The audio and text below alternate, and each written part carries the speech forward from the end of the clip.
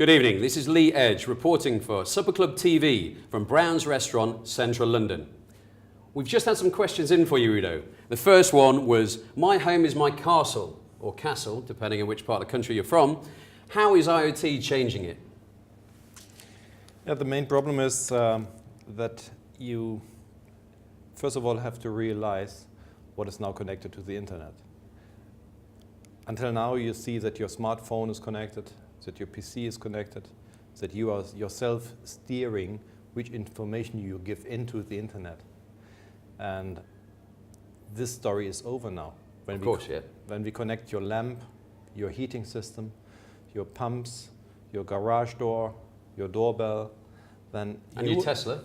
Oh, you got the Tesla as well, right? Obviously. Just stay in the home castle at the moment. Okay. Then the castle is communicating to the internet about your behavior.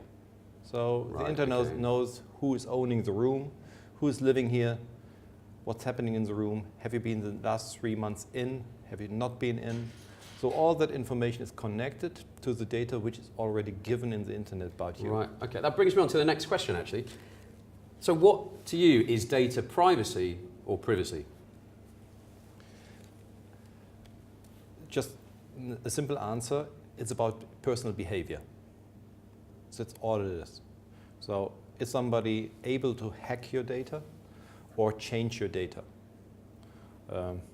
Some people need a little bit more to write it down, so the GDPR is a lot of pages, but in principle it is about personal behavior.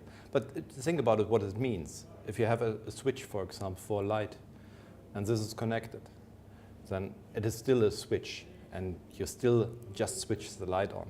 But what happens is that because you know who is in the room, maybe there's a sensor integrated into the lamp which is seeing how you smell, right, and okay. if you I are best have more showers than I've been having then at this rate. If you are moving, and all that information is collected together and builds personal behavior. Right, okay. That is changing the game. Fantastic. Well, thank you very much for answering that question. That was from Ben in Lancaster. And the third and final question is, are manufacturers aware what they are doing with the data?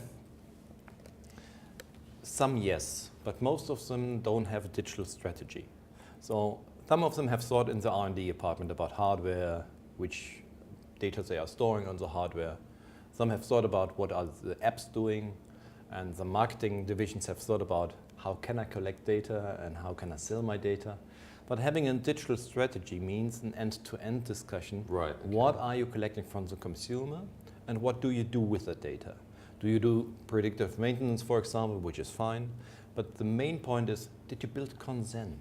Did you build consent with the consumer? Have you thought about asking him when you collect data? And then you realize that very few companies in the world have done that.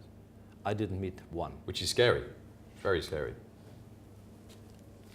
Thank you, and back to the studio.